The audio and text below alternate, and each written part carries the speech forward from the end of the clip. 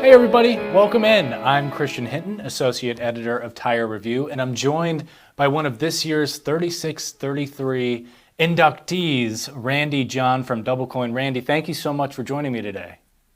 No, thank you. Of course, we're so happy to have you involved in this year's class. And Randy, first things first, if you could just detail a little bit about your experience in the tire industry and start with what you do for DoubleCoin. Yes, I'm actually a regional sales manager for the upper Midwest, covering 6 states: Minnesota, North Dakota, South Dakota, Nebraska, Iowa, Kansas. Been here for 11 years. So I just wanted to start. You started, I believe, with Redburn Tire. Is that correct? So you've been in the industry for Yes, quite actually some time. back in 1991, Wow. out in Phoenix, Arizona. Yes. Yeah. So you've had a long history of working for different tire companies. And I guess my first question here is, I'm sort of interested to know, in your opinion, how you think the tire industry has evolved over your career so far. And you can talk about technology, product offerings, distribution channels, just stuff like that. How has it changed since you've been in it for so long? It's come a long ways. I guess, even selling for a tier one tire with Continental, as I did for 9 years, or actually 13 years, I'm sorry. Things have improved so much. I never would have thought I would work for Asian Tire Company, back then. And they've come a long ways with their product technology and everything else. So it's come a long ways. When we first talked, we talked a lot about your relationships that you've built with customers. And Right. this is sort of a less double coiny question and more just about how you approach things. But I'm interested to know if you could expand on some of those relationships that you've built with those customers over the years, what those mean to you. And then I've got a follow-up question after that. Yep. Yeah, it means a lot because when I was with Continental, I think we talked before. I covered just 3 states of the 6 states I cover now. But when I came over from Connie to CMA DoubleCoin, I was able to bring all those customers I had with Connie to buy DoubleCoin, and just building that trust. And they trusted me that I was offering them a good product, because otherwise, it's just hard for some of these guys to, people come in with a Chinese tire or this or that, and they, anybody can tell them it's going to run, but if they know that they trusted me before working for Continental, they believe me, and it's been a good relationship. And it's actually hard. I'm getting close to that retirement age. I'm not sure, 2-3 years, but it's actually hard to even think about retiring when you have those relationships, because you're going to miss those. Right, and it's like when we talked, you said these are like sort of friendships that you have with these people, right? It's like Exactly. it's Yeah. hard to give Yeah. up those They're not just my friendships. customers. Yeah. They're not just my customers. They're my friends. I Right. go fishing with them. I go hunting with them. I golf with them. And even after I get out of the tire business, I'll still stay friends with these guys Yeah, for sure. absolutely. I think that's like the most important thing. And then follow-up question to that. Any advice that you give to younger salespeople or just people in the industry in general on developing those strong customer relationships and explaining to them why they are so important? Yeah. I think for, my son's in the tire business now too. And I give him a lot of advice about just having the relationships with the customers, being honest with them, even if you have to tell them something they don't want to know, just the honesty. I mean, I've told guys, you know, this tire isn't the best tire for this application. You need to run the competitor because that's one. So I think just that honesty thing to be aware of. I'm interested in your experience mentoring your son, Ryan, and how like that mentorship kept him motivated and how you think other younger folks in the industry can stay motivated and stay with it for the long haul. Right. Again, it's a relationship building. Like I've always talked, um, I always tell him follow up. Just make sure you get back to people, even if you don't know the answer, find it. Um, People respect you if you just, they know you're not going to know everything. And as you say, you know what, I don't know, Mr. Customer, but I'll sure find out and I'll get back to you. I mean, Right. it's the answering the questions. I mean, I think that really irritates people when they call somebody and they don't call them back and they don't follow up. And it's just It's not that tough. It's not rocket scientists. Right. So it's just keeping the follow up and the relationships. And just talk a little bit about like your son Ryan, how he even got into the industry. Talk a little bit Right. about his journey and how you maybe motivated him to get into the industry. He's got that drive. I mean, he's got probably a better drive than I do at his age. So he's very motivated. He actually went to school for uh, with like athletic degree. I can't think what you call it now, but he was in the golf, and he actually went down to Dallas first. He was with PGA, kind Oh wow. of how with that, and he kind of wanted to be more into the kind of what you're doing, the Yeah. marketing part of it, you know.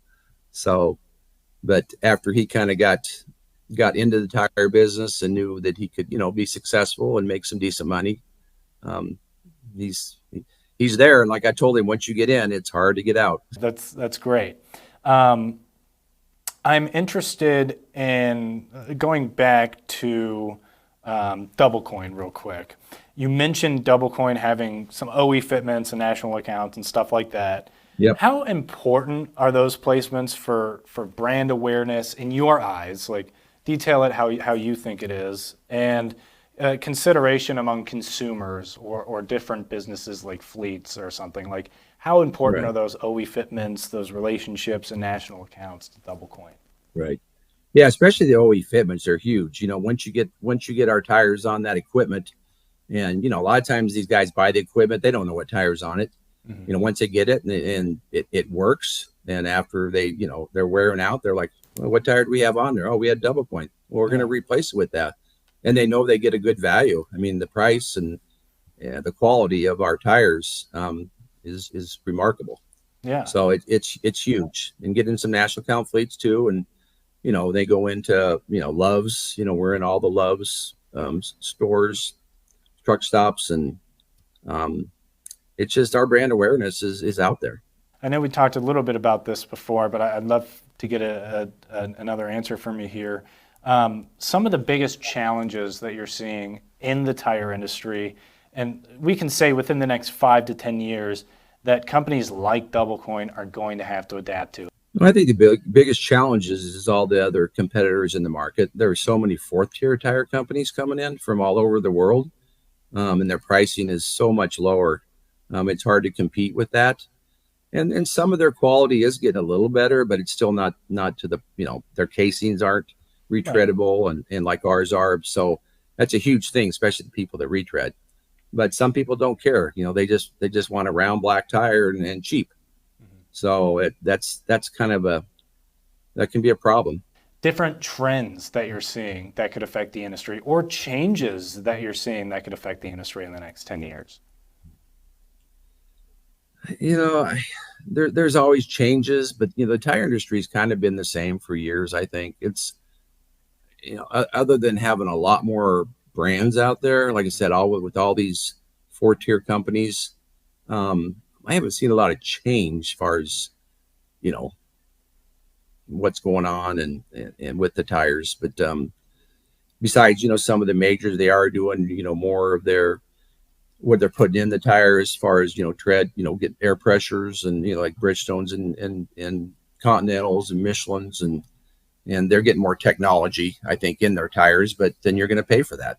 Mm-hmm. Randy, you mentioned to me that in 2021 you were diagnosed with was it throat cancer? Was that what it was? Was that the official diagnosis? Yeah, it was on my voice box. It was. Okay. Yep.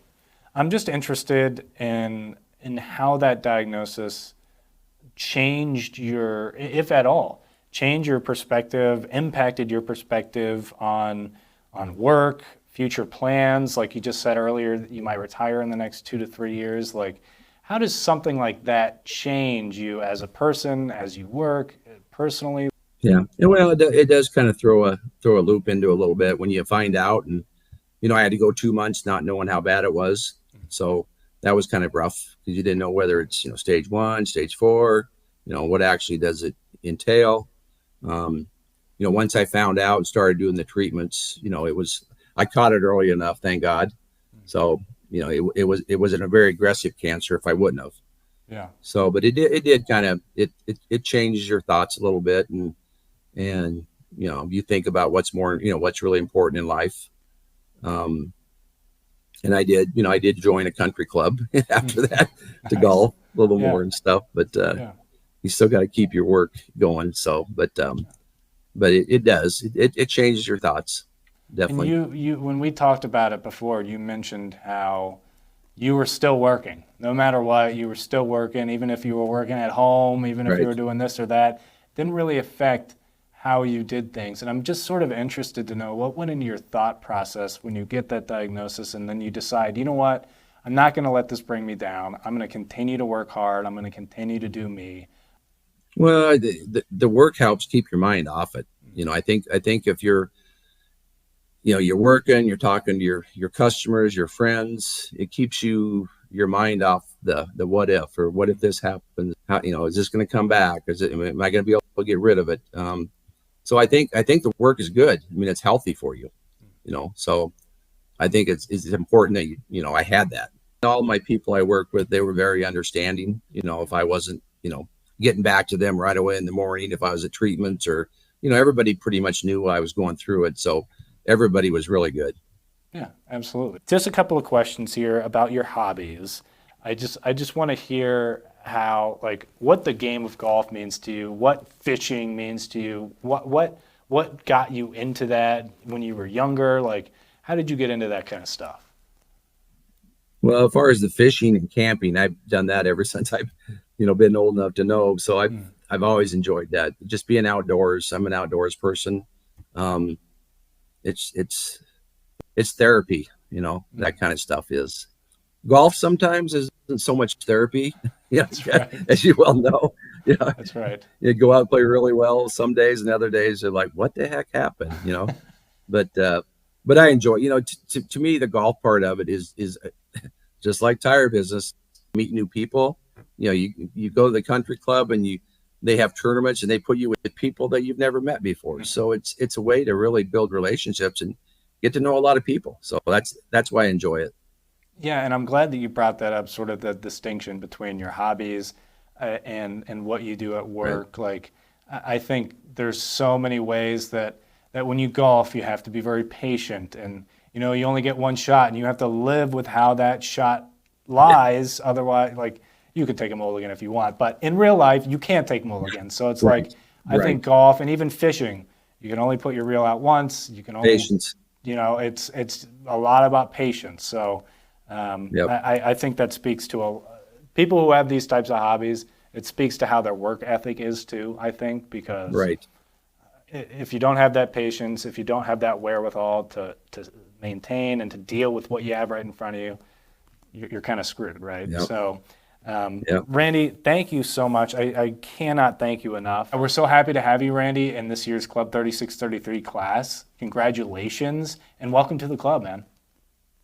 Well, thank you very much. I appreciate it.